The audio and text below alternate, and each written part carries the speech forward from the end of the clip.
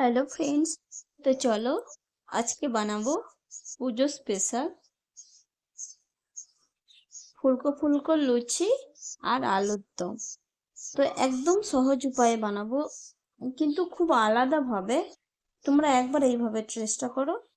তো আমি এখানে একটা গরম মশলা বানিয়ে নিয়েছি জিরা, মৌরি, গোলমরিচ, এলাচ, দারচিনি, লবঙ্গ আর কাজু আর আমন্ড। এটাকে ভালো করে রোস্ট করে আমি গুঁড়ো করে নিয়েছি। আর এইদিকে সর্ষের তেলে কড়াইতে দেওয়ার পরে এবারে পেঁয়াজ, আদা আর রসুন এটা একটু ফ্রাই করে নেব। একটু ব্রাউন ব্রাউন করে নিলে খুব ভালো টেস্ট হয়। ব্রাউন করে নিয়ে এটা ঠান্ডা করে আমি পেস্ট বানিয়ে নেব। দেখো একটা ব্রাউন কালার চলে এসছে না, তার মানে এটা হয়ে গেছে। এবার আমি পেস্ট বানিয়ে নেব। আর এদিকে আলু আমি কেটে নিয়েছি ডুমো ডুমো করে। এবার ওই আলুতে লবণ আর হলুদ মিশিয়ে কিছুক্ষণ রাখার পরে ফের আমি সর্ষের তেল দিয়ে এগুলোকে ব্রাউন করে ভালো করে ভেজে নেব। আর ততক্ষণে এটা ঠান্ডা করে আমি পেস্ট বানিয়ে নিচ্ছি। আবার ওই কড়াইতে আমি 3টে টমেটোকে 4 টুকরো করে ওটাকেও আমি হালকা হালকা করে ব্রাউন করে ভেজে নিয়েছি। ভেজে এটাকেও ঠান্ডা করে পেস্ট বানিয়ে নেব। তারপর ওই কড়াইতে সর্ষের তেল দিলাম, দেওয়ার পরে এবার আমি আলুগুলোকে ব্রাউন করে ভেজে নিচ্ছি।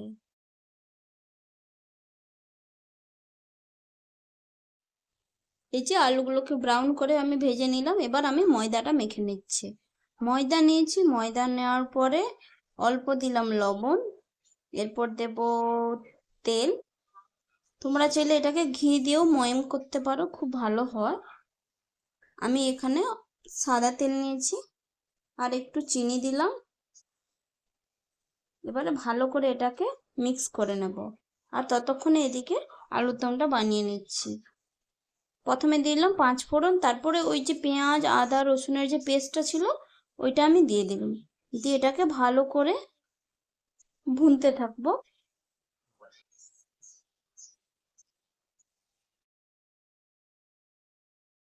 দেখো কিছুক্ষণ পরে ওপরে তেল ভেসে এসছে। তো এই সময় আমি ওই যে টমেটোটা পেস্ট বানিয়ে নিয়েছিলাম, তো ওইটা এর মধ্যে দিয়ে দিলাম। দিয়ে ফের আবার মিক্স করে আবার ওটাকে ঢাকনা দিয়ে আমি কিছুক্ষণ হতে দেব।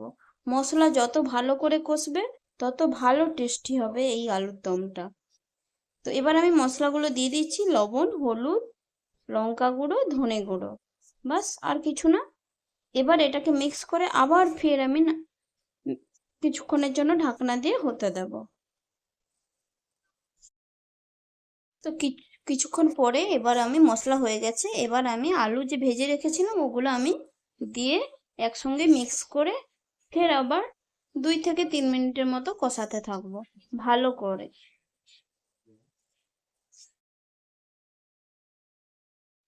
তো কিছুক্ষণ ঢাকনা দিয়ে রেখে দেওয়ার পরে ফের খুলে নিয়েছি। খুলে নেওয়ার পরে আমি ওই যে ভাজা মশলাটা গুঁড়ো করে রেখেছিলাম, তো ওই মশলাটা দিয়ে আবার আমি 5 মিনিটের মতো কষতে থাকবো। ফের আবার ঢাকনা দিয়ে দেবো। এরকম করে কষতে হবে, যত ভালো কষবে না তত ভালো টেস্ট হবে। এবারে আমি অল্প সময়ের জন্য আমি অল্প কিছুটা জল দিয়ে দিচ্ছি, জাস্ট আলুটা বয়েল হওয়ার জন্য। এবার জলটা দিয়ে ফের ঢাকনা হতে দেবো যতক্ষণ আলুটা বয়েল হচ্ছে। আর এদিকে আমি ময়দাটাকে ভালো করে মেখে নেওয়ার পরে আমি কিছুক্ষণ রেস্টে রেখে দিয়েছিলাম। রেস্টে রেখে দেওয়ার পরে একদম ভালোভাবে হয়ে গেছে। এবার চলো আমি লেচি কেটে নিচ্ছি। আর এদিকে আলুর দমটাও হয়ে গেছে। একদম লাস্টে আমি কিছুটা ঘি দিয়ে দিলাম। ঘি দিয়ে ঢাকনা দিয়ে রেখে দেব, ততক্ষণে আমি লুচিগুলো ভেজে নিই। এবার আমি লুচিগুলো অল্প অল্প করে লেচির মতো কেটে নিয়ে বেলে নিয়েছি একদম পাতলা করে, তারপরে আমি ভেজে নিয়েছি। দেখো কেমন সুন্দর ফুলেছে। কিছুক্ষণ মেখে রেখে রেস্টে রাখলে না, তাহলে লুচিগুলো খুব ভালোভাবে ফোলে। আর যদি সঙ্গে সঙ্গে মেখে বানানো হয় না, ফোলে না অত সহজে। আমার সবগুলো লুচি ভেজে নেব এইভাবে।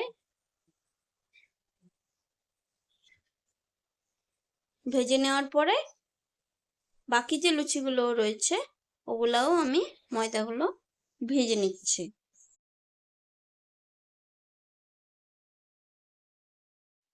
তো সবগুলো লুচি ভেজে নেওয়ার পরে চলো প্লেটে সার্ভ করে নিই। তো প্লেটে সার্ভ করে নিয়েছি।